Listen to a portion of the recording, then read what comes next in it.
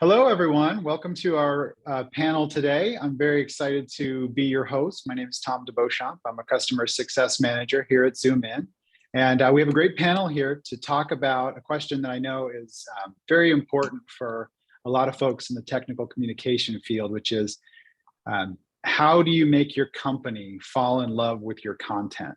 I think we all know, I think probably most of the people on this attending this panel are aware of just how much value technical communication provides to customers from removing confusion and helping them to make the most use of functionality.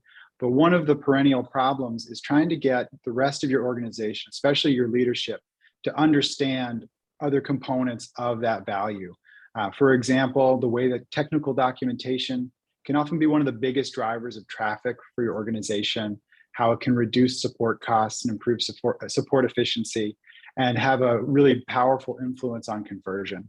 So to that end, we have assembled a crack squad of experts in the field who are going to share with us some of their experience. And we'll send you away from the panel knowing a little bit more about how to communicate, improve the value of your team's work, why your technical content plays such a critical role in pre-sales decisions, and how you can demonstrate the power of your docs to drive traffic for your enterprise website. So I will mention kind of briefly, we'll have thorough introductions here in a second, that the panel I have with me today includes Oren Ini from Zerto, Dave Westwood from 1E, and Seth Park, who is now right here with me at ZoomIn. I have a couple notes about housekeeping before I hand it over to these guys to get the full intro. First of all, we have a Q&A box that you can use throughout the panel. Feel free to start asking questions as soon as you have them, and we'll be interacting with that through the chat, and then we'll also have a section at the end of the panel to go through your questions. We'll also be conducting a couple of polls throughout the session, so please respond quickly, respond thoroughly to those polls, and that'll help to get the most interesting results.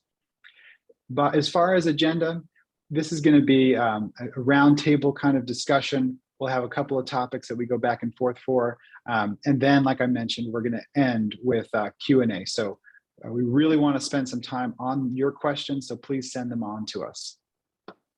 With that said, I do want to introduce I want to let the panelists introduce themselves.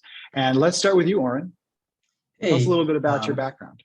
Sure, thank you. My name's Oren Ini, and good day. Thank you for having me. I am the doc manager at a company called Zerto, and Zerto was recently bought by HPE. Zerto is the market leader in enterprise-level business continuity and disaster recovery in virtual, cloud, and hybrid environments. As for me, I have been a doc manager for the past, I'd say 12 years or so, and I've been in the industry for more than 20 years, mostly doing tech writing, but sort of getting my hands dirty in project management, knowledge management, localization, and training. And I'm excited to be here today. Thank you. Wonderful, thank you so much. Let's go to Dave. Dave, would you mind giving us a little bit of your background? Hi, yeah, I'm the head of user guidance at 1E. I've been working there since 2003. So that's 18 years in the one company. But before that, I kind of started way back, actually programming Prolog, for anybody who actually remembers that language. So it gives me a sort of top-down approach to everything that I do. It's strange how the programming languages can influence the way that you actually think about things. I've also been a developer and a UX designer, and 1E are basically, it's a company that's involved in digital experience. So we're calling ourselves a DEX company, which is basically about assessing how your users are experiencing their day-to-day lives within your company's organization. So it's kind of a way of measuring happiness amongst users. And yeah, that's it. Wonderful. For me. Great. Thank you, Dave. Thanks. Seth, would you give us a little bit of background about yourself? You bet. So I've been floating around this industry for about 20 years. I started in the semiconductor business, trying to figure out how to move large scale organizations into structured content methodologies. So I struggled with tools and markup and was obsessed at the time with standards and things like that. And now as I move into Zoom In, I am now consumed with the ideas around creating a end user content experience that is unparalleled. Wonderful. Great. Well, thank you. Thank you all three of you for being here with us. I'm excited for this panel. So let's get started with a poll question. So we should be seeing a poll pop up here in the webinar. So there it is. And while you're looking at this, I'll just kind of mention a couple of interesting points, which are from some research that was done recently by Frost and Sullivan. Some things that maybe you're aware of, but maybe you didn't have numbers for. 81% of users want to self-serve products rather than reaching out to support. I think that's sort of something we know intuitively, but those are some pretty big numbers, 81%.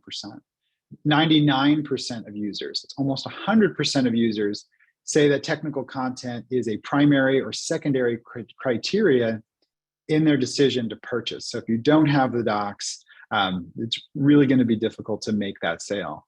84% of users would consider switching brands after a poor experience with a documentation portal. It's 84%. Very high numbers from that Frost and Sullivan report. Just taking a look at the poll now to see kind of where we stand in this question of whether or not our attendees feel that their executives fully understand the value of their technical content. We'll maybe give it just another 10 seconds. So if anybody out there hasn't completed the poll yet, now is your chance.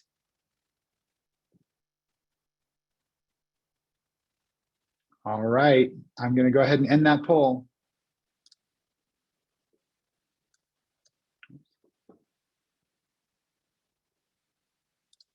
All right, so this is interesting. I'm just taking a quick look at this. I know our panelists are looking at it as well.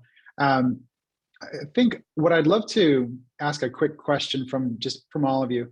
What do you notice in these results? I think we've got, to some extent seems to be the winner, but it's kind of a mixed bag. Any immediate thoughts based on that data?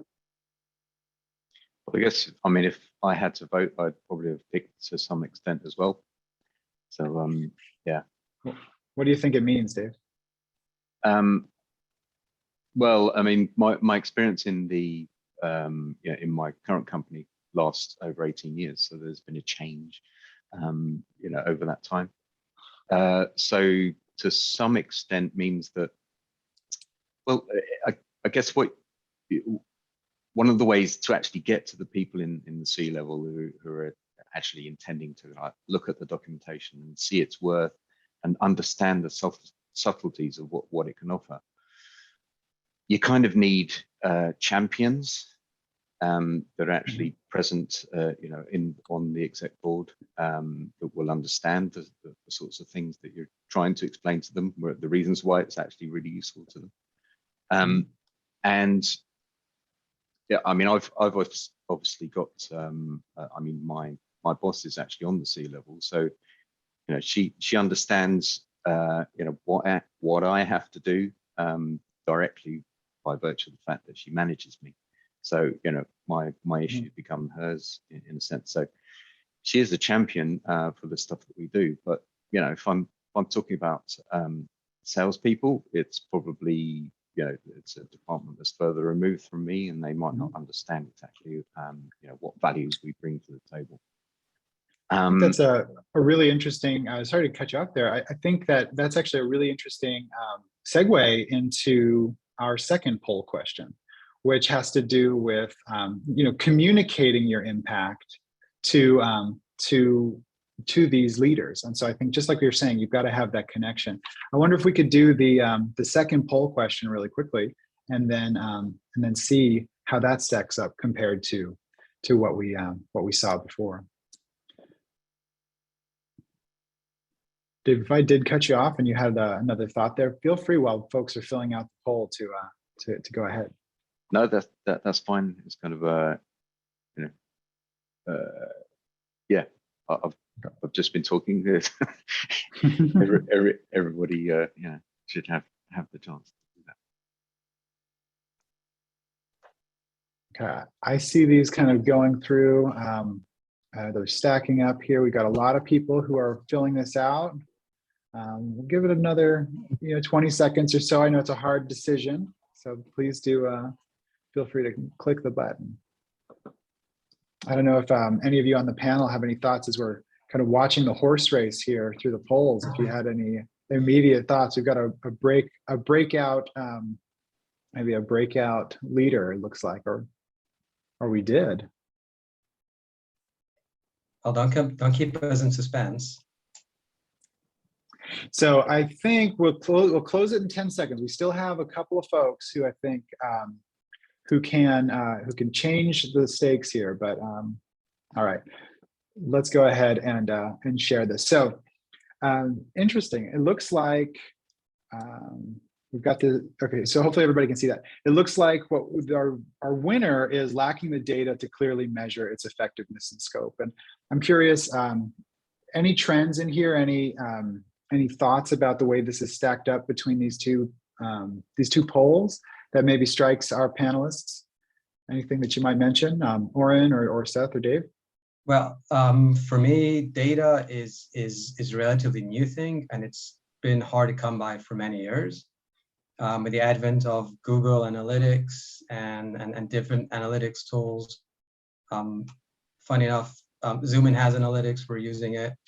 You can actually get a good idea of what's going on. So I'm guessing in the past, data was one of the biggest obstacles to sort of assessing the pitfalls and the impact, but that should be improving with analytics nowadays. And we, I've been putting it to good use in the last 5 to 6 years. Wonderful. Just a quick question there. So, I mean, you've been using Google Analytics. It's kind of, I mean, there is one thing that that those analytics are kind of aimed at keeping people on your site. Well, you can just wondering. Yeah, I mean that's what Google sells it for or presents it for. That's one of the biggest selling points. But you can use it just to assess, how many people are coming into your content, how long they're staying there, what they're clicking from, where they're clicking to, and you can measure behavior with events such as feedback forms or thumbs up, thumbs down.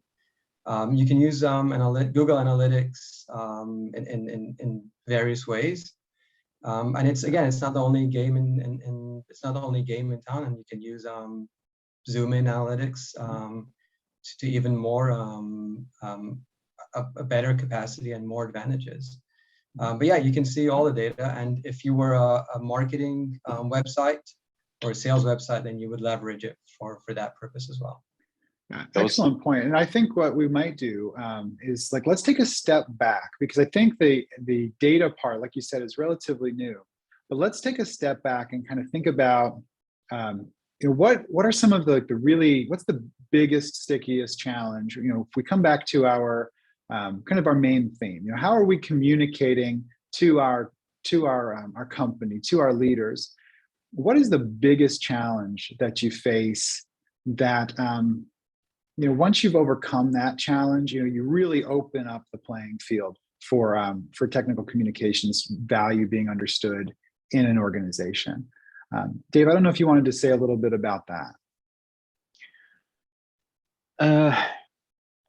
Okay, so I mean, I mentioned before about the need for champions. So basically, you need people that kind of understand where you're coming from. So that's one of the biggest challenges. There is a general perception that there's many contradictions here. So there's a general perception that in some quarters that documentation is kind of boring. It's one of those things that, well, you have to do. People need it, but really don't talk to me about it because I'm trying to make some money for the company here, you know. And you kind of you have to get over that that thing because like you said, the documentation is essential to being able to sell your product. But it's a question of how you get over that perception. Now some people, when they're using products themselves, you know, they don't want to read the documentation. And you know what they want to do is just get on with the thing that they're trying to do. And so that actually that opinion on documentation kind of like also resides in the people that are in the C-level space. So yeah, I mean, part of that is actually, you know, just as a general thing, you know, our documentation needs to be easily consumable by those people, and needs to be written in such a way that it's actually interesting to read through and all of those good things. But there still is a kind of, you know, this perception hump that we need to get over. I'm not saying it resides in everybody, but I've had to deal with it quite a lot. It sounds like you're saying it's like within all of us, you know, who are in this space, maybe we've internalized this sense of being low value. And I think what you're saying is like the first step is to acknowledge the value yourself, like as a docs manager or as you know, somebody who's in this space, to really to acknowledge your own value. It sounds like that's the first step from your perspective. Yeah, absolutely, and make sure that then, you know, when you do demonstrate that value, that you make sure that you promote it amongst the people that need to hear that on at the C-level. Wonderful. I don't know, Oren or Seth, if you have any thoughts about that. I would just say that in the poll, it was interesting that nobody selected the quality issue one, right? There was that idea about so yeah. So it seems that the idea is that we don't have a bad reputation, we just don't have any reputation, right?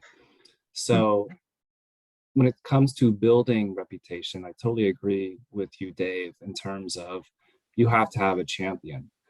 So I'm just curious, how do you choose that champion? Who are the people that you look to in order to help carry your message out and upward? Do you have any thoughts on that, Dave? I mean, speaking from my own experience, obviously, you know, being in a company for 18 years, you get to know kind of everybody that's going through. So you establish relationships with people, and basically you're able to talk to them. And as they rise through the company, you're able to kind of like take your causes or enable your causes to be taken with them. So yeah, that's one aspect of it. The other thing is just basically, I mean, our company is a kind of technology-led company, and one of the things that we have to do to make sure is that we're kind of like trying to keep up to date, and it's been a challenge to actually kind of like try and do that with the technologies that we've been kind of given. So I mean, something like Zoom In is something that actually enables us to you know, bring our stuff, you know, into the 21st century, and essentially enable like one thing that I write to basically be consumed in a multitude of places. And I think those things, you know, for a technology-led company, when somebody can see that, you know, it's, oh, I'll write this down here, and then like 7 different places get updated. You know, that excites them. You know, it's kind of neat technology. Love it. I think one of the things that you kind of mentioned initially, David, is like as people are kind of advancing in the organization, you maintain those relationships going forward. And I think part of our question is around, like our question for the whole panel today, is around this idea of kind of like almost like a hierarchical collaboration, like you're trying to collaborate with the C-suite. And it makes me want to ask a question around cross-functional collaboration, because oftentimes technical documentation does not, you're not just writing the docs because they're beautiful, right? There's, they're about a product. They help the support folks. And well, I guess what I'm curious about, and Oren, let me ask you this question. How have you worked with other groups at Zerto or elsewhere in your career? How have you, what have you been able to do to effectively kind of, build a coalition essentially of in support of the documentation?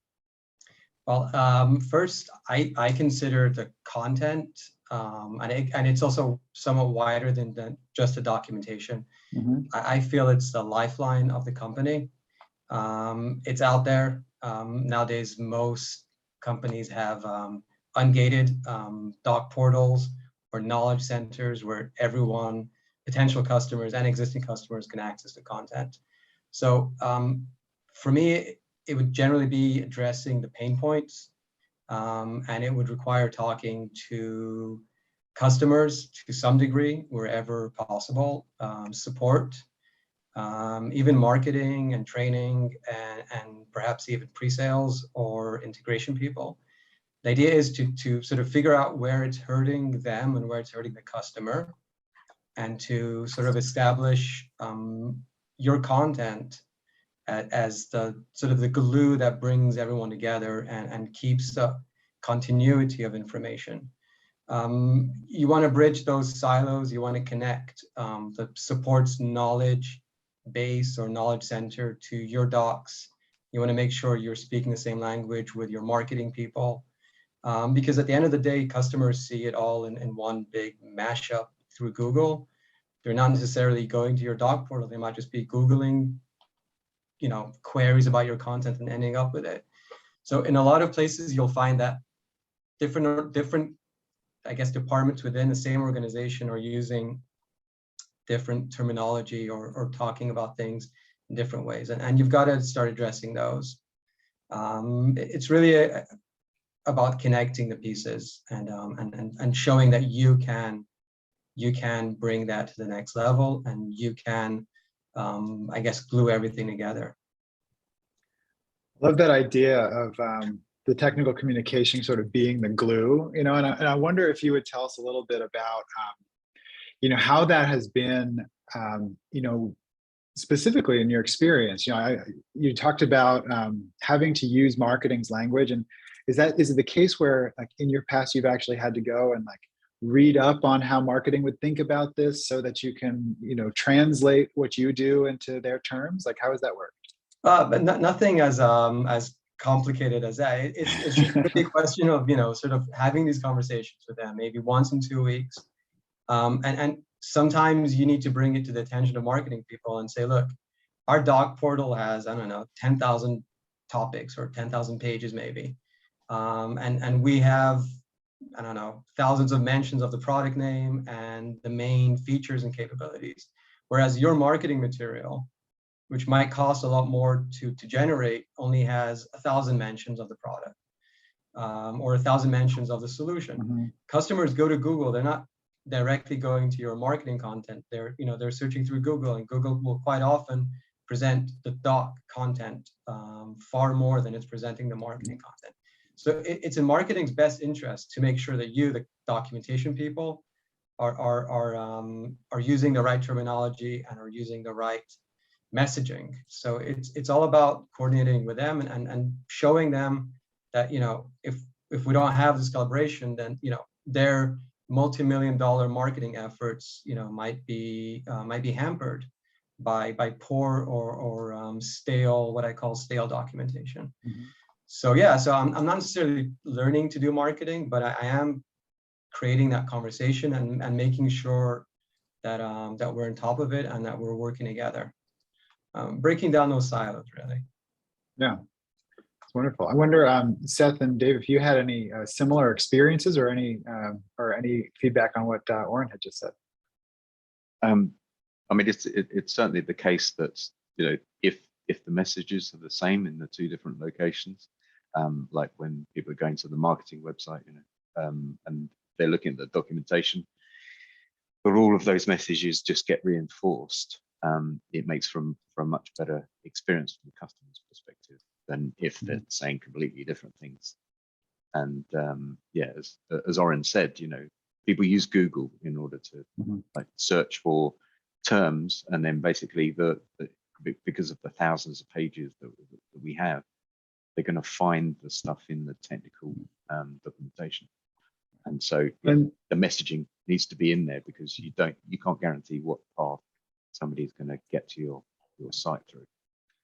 Yeah, that searchability through Google of technical content is something that I don't know that we talk about enough. You know, it's oftentimes we have highly structured content, which is very helpful. It's authoritative. You know, it does wonderful things. And I think you're totally right, Oren and Dave. Like, that's an area we absolutely want to, you know, we want to know more about that, spend more time thinking about that, and that can be a really a crucial message. And I think this kind of takes us back to where we started a little bit on these discussions around Google and analytics, and certainly getting the right data is going to be key to demonstrating that impact. Like, just knowing anecdotally that you get a lot of hits, or you're likely to get a lot of hits on your technical content, not enough, right? And so I guess the question I want to ask next is, what advice you would all give, you know, to some of our panelists who maybe they're, you know, newer on this data journey, or just starting to think about kind of the findability of their content in, you know, the open space of the internet, or maybe they're on a midpoint, or maybe, you know, what kind of advice would you give to people who are getting started or who are really trying to push to continue? And Seth, I wonder if you wanted to start us off with that one. I hope I get around to answering that specific question. But at the same time, I'm kind of watching what's going on in the chat in the question and answer. And to kind of piggyback off what we were just talking about, there seems to be a theme around making sure that the messages we create, whether we craft them well using marketing messaging, whether we adequately tie it to sales, which I think is such a tribute to the maturation in the space that we're talking about, embedding things in HTML documentation that can, you know, be part of the lead generation process. So that's I'm really happy to see that 20 years later in the chat. But there's also this concern around this message. How do we make sure that it goes to the right people, and when it does, it's durable? So there was a question around like revolving management. You know, if your strategy on communicating your value is dependent on a particular person or a particular relationship, then that falls apart when that person is gone or that relationship is soured. And then there's also the confluence of that concept with the cross-functional aspect. So I just want to take a second to talk about maybe a way to resolve those two issues. Obviously, personal relationships are really important. There was also this other comment about having a chief content officer, I think it was, basically to have a C-suite person representing content. So the question is, how do you get your content issues and message permanent on the boardroom table? So instead of putting somebody on that table that is representing your stake 100%, which may happen in some industries, but not in others. You know, another way to look at this is to look at the strategic priorities of the company, and they always start with the, you know, very top level things like gross margin, revenue, and those kinds of things. And then they're broken down by staff into what are the initiatives that the staff level people representing the different cross-functional groups can do in order to move that bar of, you know, gross margin, revenue, those kinds of things. And there's always an intersection point where you can insert yourself, right? And if you think about all the things that you do and all the things that content provide value, all the different ways content provides value, and you break it down into the very specific messages that really touch all the different people on the staff, you know, marketing, sales, support, engineering, quality, you have a story for all of those things.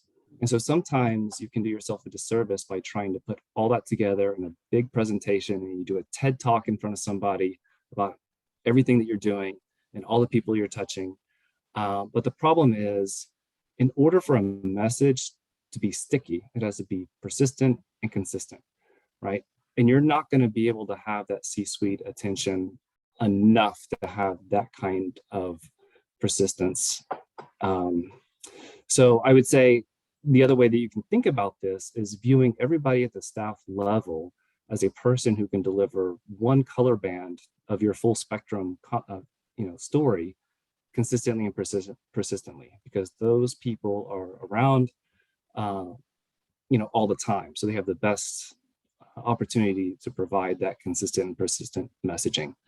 So find those people. And the other thing is, it's not person specific, because the way those particular people serving in that particular role are contributing to those high level KPIs is going to be consistent over time, even when personnel changes, right? When they have their specific objectives, if you can show your story of how you're benefiting sales, benefiting marketing, benefiting quality support, and make sure that your projects and your goals are supporting of theirs, they're going to be at the table, and the full spectrum of your messaging will be there more persistently. So Seth, that is awesome. I love the way that you're kind of bringing all this stuff together. And I think what what I'm taking away, and I'd love to get your take on whether this is right, and certainly hear from Warren and Dave as well.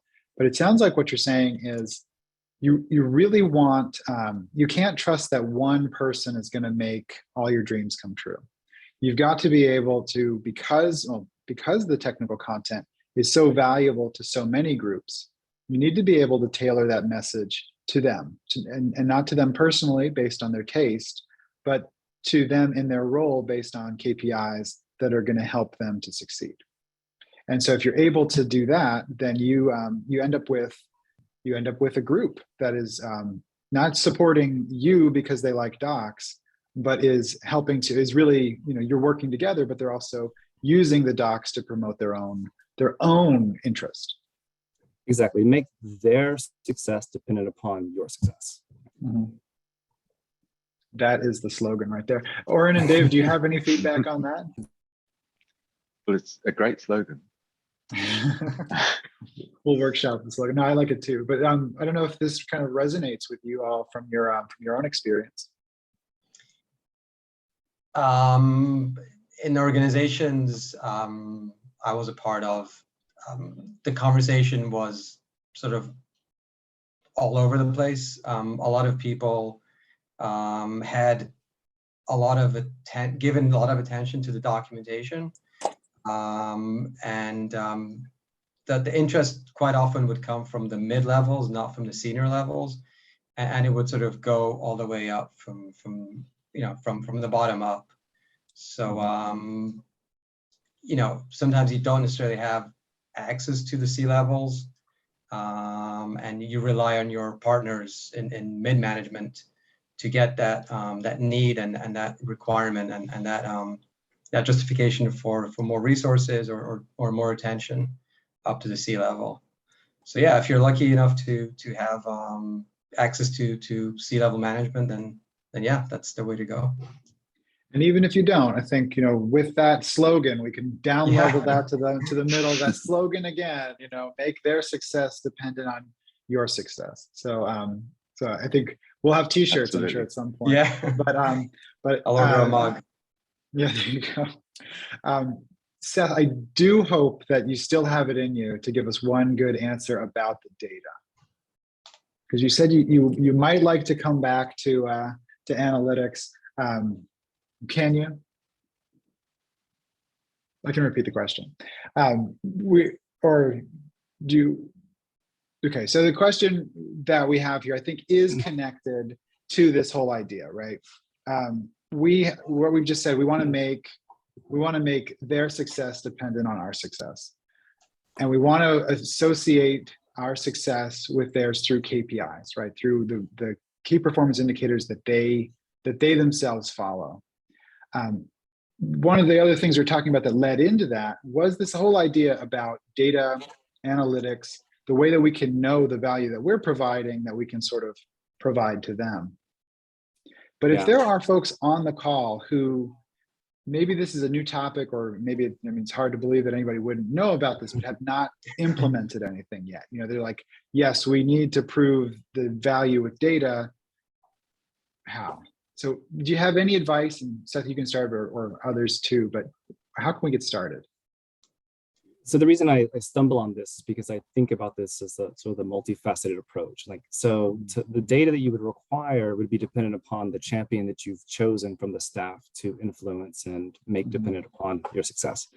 So just as one example, and it's something that's kind of trending in the chat, if you will, I just came from the analytics world. So I spent first 18 years or whatever in, data and content strategy, and then I spent 3 years in marketing data analytics. And the goal there was specifically around trying to tie lead generation and sales to content experiences. So the place that I'm so focused right now is that particular venue. There's the age-old stories of how we do case deflection. There's all that data, and there's a lot of good ideas around there. But as many of our participants are signaling now, and I completely agree with, is that the next evolution in making our company fall in love with our content is about tying it to those KPIs. And the KPIs that have the most amplified voice are things around sales and lead generation. So I think that's the sweet spot we need to be aiming for. Think. All right. Let me ask this. This will be kind of an open question for the panel. And I think we've talked a little bit about it, throughout. We've kind of threaded through this.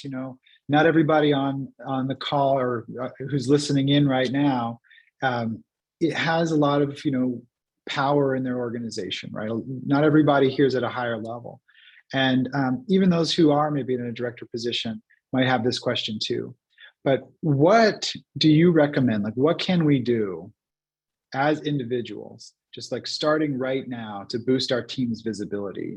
To what extent is it on us as individuals to really get out of the comfort zone and really, make this message clear to others? To really go out and connect the dots for these other teams.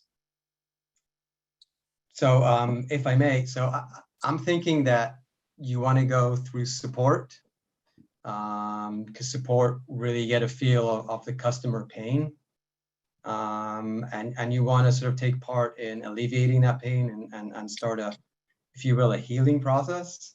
By which I mean, you want to look at it is data, it's simplified data, but you want to look at those support cases and try to pinpoint the ones that decent, I'm not even going to say good documentation, but decent documentation would have taken care of. And you want to start building a case based on the fact that support will spend X number of hours and days or headcount on dealing with low-level information requests that proper documentation would be just taken away. You're saying those support guys could be dealing with Sev 1, Sev 2 cases, doing real troubleshooting, and instead of just providing basic data. So I would start with the support guys, and if it's going well, you can build your business case from there, and you can, in essence, you can quantify how many hours, days you're saving, and take it from there. So I would just get down to the nitty-gritty support cases and start from there. Yeah, and I guess that has the value that you can actually assess how much money you save each time somebody reads the documentation instead of going to the support team. I mean, my personal the place that I want to get to is basically having my documentation embedded in the products that we sell, so that the users or the customers, they're actually experiencing our documentation alongside with the products that I'm talking about software. So they're experiencing it alongside with the software So there is no boundary between the product that we create and the documentation that goes with it. At that point, it becomes essentially about how customers perceive our products. And if that's basically about, you know, what a company needs to do, which is increase customers' perception of the product, then obviously people have to see the value of the documentation, because it's part of the same thing. So that's the one thing I'm trying to get to, and, you know, searching around for tools that will enable us to do that. So yeah, so that's possibly a long journey though. I do love the kind of connection there that you made, Dave, between how product and docs are they are the same thing. You know, it kind of ties me back to, you know, to what Seth said earlier about connecting the value between docs and the other groups that you support. You know, I think a lot of times we do think about things in terms of their silos, and so to start to think about them in terms of their connection and the way that they really support each other and are part of the same system, I think is really valuable.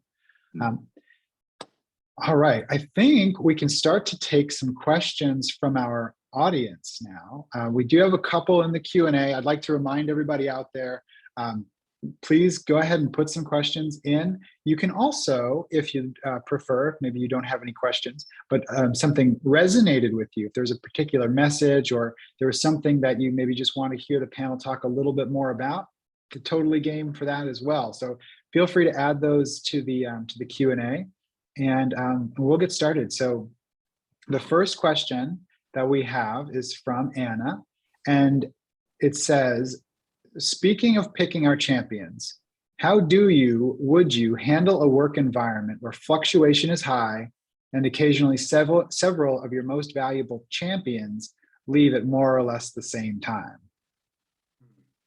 Yeah, and I'm sorry, I was reading ahead. It was just such a good question that I did jump in and kind of take that a little bit earlier.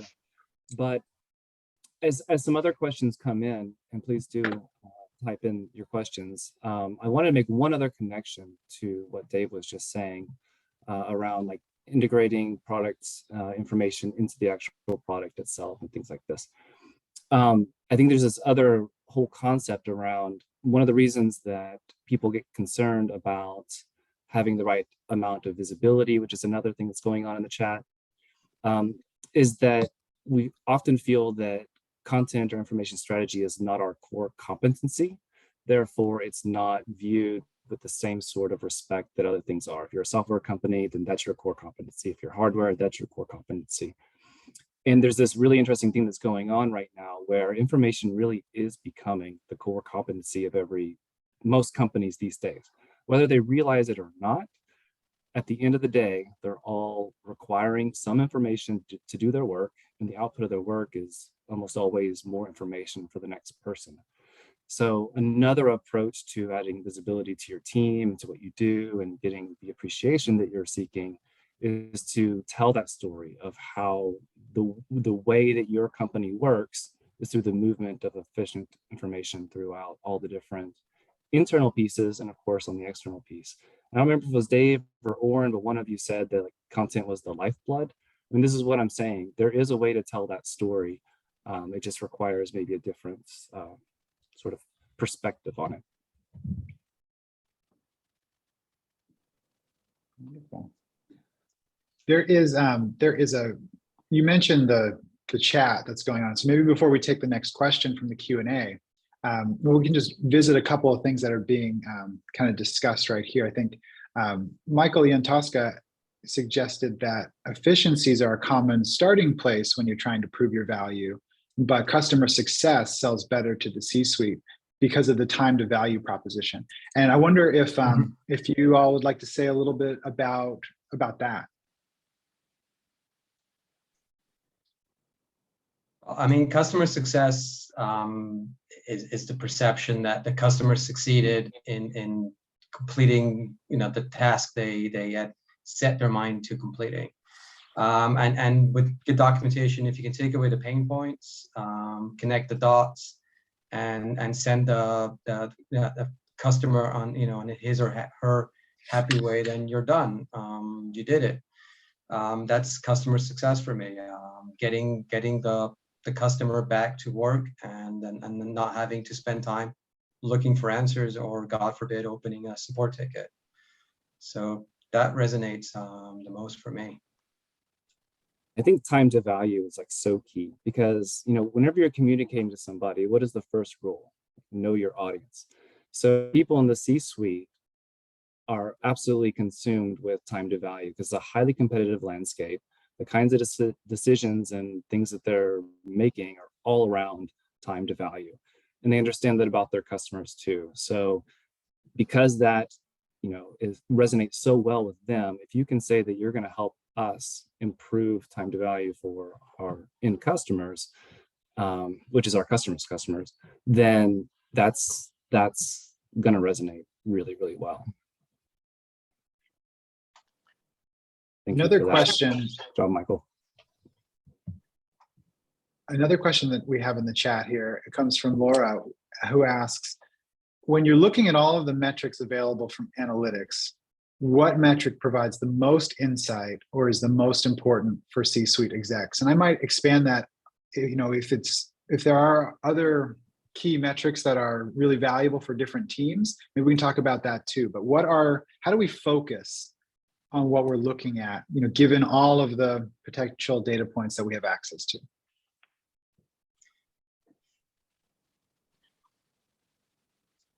So obviously the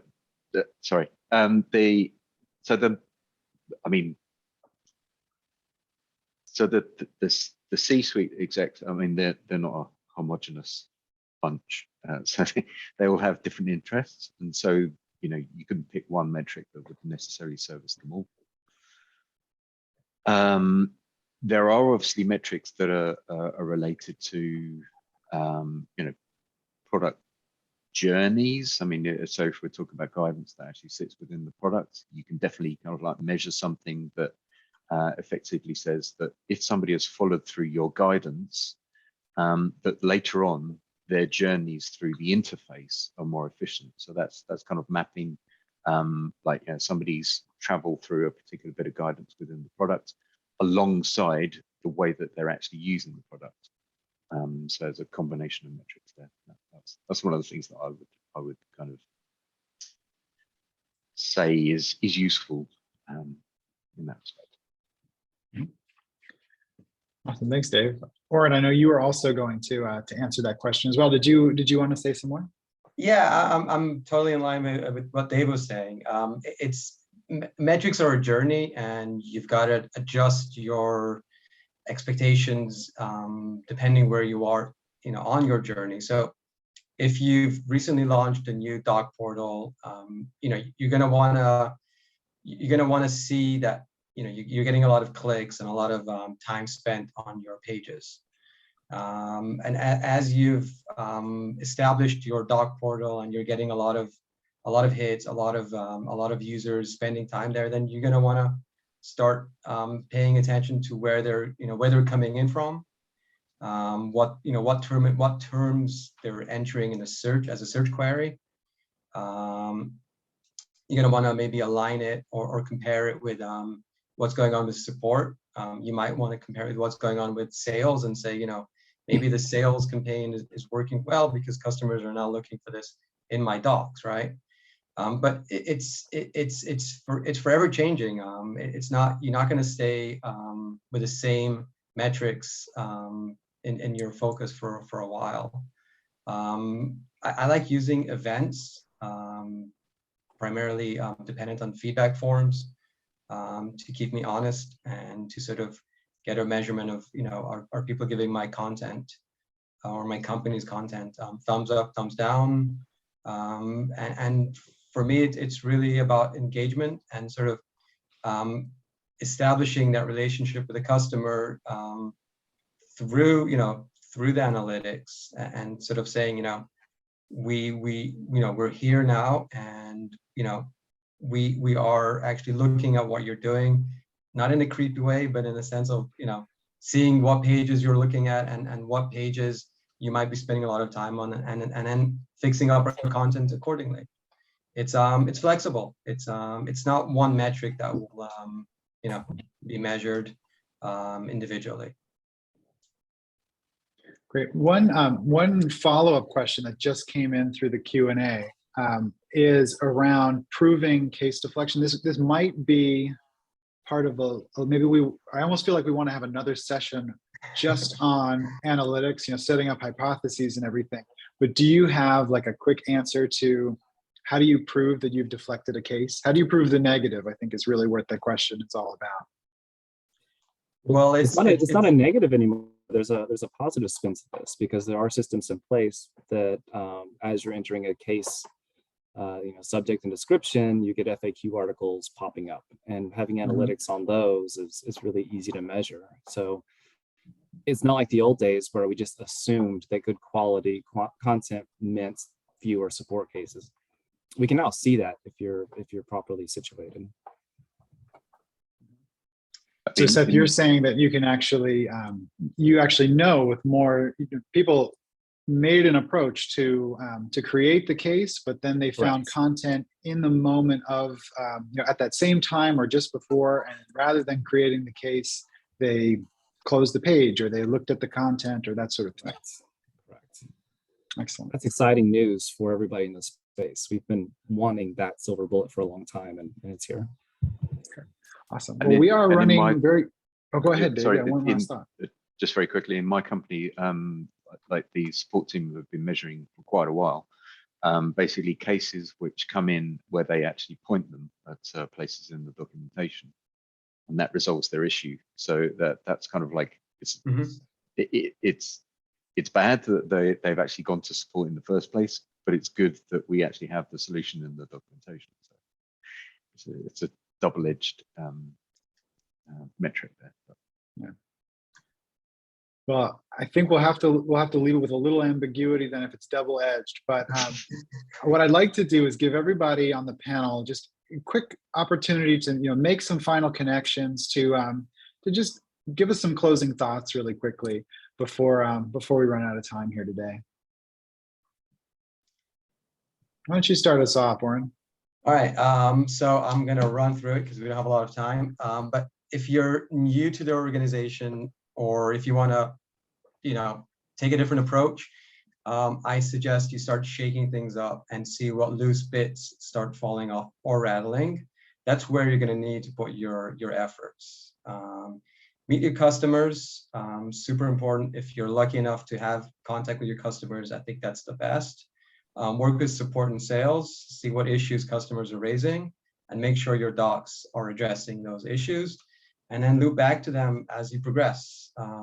Assume the worst. Lots of doc portals look nifty and cool, but the content is often stale. So don't just leave content languishing. Try to revalidate as you move forward. And lastly, if you can get feedback forms into your doc portal, you should be able to get a lot of insight from those feedback forms. So that's it. Thank you very much. Great. Thank you, Oren. Dave, did you want to say anything by way of wrapping up? Yeah, it's essentially is to remember that your documentation is a contact point with customers and users, and so despite of people's lack of attention to it or the perceived lack of attention, it's really important to note that what you write is actually effective or should be effective for the customers. So you're a direct contact point. And if anybody doesn't appreciate that on the C-level board, you just point it out to them. It's kind of like very often their primary contact with our company is through your documentation, our documentation. Mm-hmm. Awesome. Thank you, Dave. Seth, do you have some last thoughts? Sure. If you don't want to be considered a cost center, then you have to be making money or saving money. We talked about a couple of those ideas here. The one that we didn't get to talk to is how you need to be best friends with your quality organization, because every time there's a customer escape that requires redesign or tier 1 support, that is bleeding money. So if you're part of that quality process and you can come to the table and say, I could have solved this with a quality solution, you can be their best friend. So I would highly encourage you to do that. Fantastic. Thank you all so much. Really a wonderful panel. I think we've got no end of great comments in the chat. We actually have some questions in the Q&A. I just want to address them. Michael, I see that very, very challenging question that you asked us about taxonomy and personalization. I think that there's more to be said there than we have time remaining. So maybe we can do something further on that question. And I know that a lot of folks in the chat do want to see more of an analytics panel, and we will do that for sure. By way of saying goodbye, I just want to let you know that we have a final poll that's going to pop up when you leave, and we ask that you do just rate today's session. That'll really help us to kind of get a taste of how you experience this. So that poll should be popping up now. And I will also say that for those of you who are looking for a recording, you should have that tomorrow. So we'll be sending that out after this meeting, after everything's kind of rendered. So thanks again, everyone. Thank you so much for Dave, for Seth, for Oren. Really appreciated the great conversation today. I hope everybody has a good rest of their day. It's great. Thanks, guys. Tom. Have a Thanks, good one. everyone. Thanks, everyone. Take care. Bye. Bye-bye.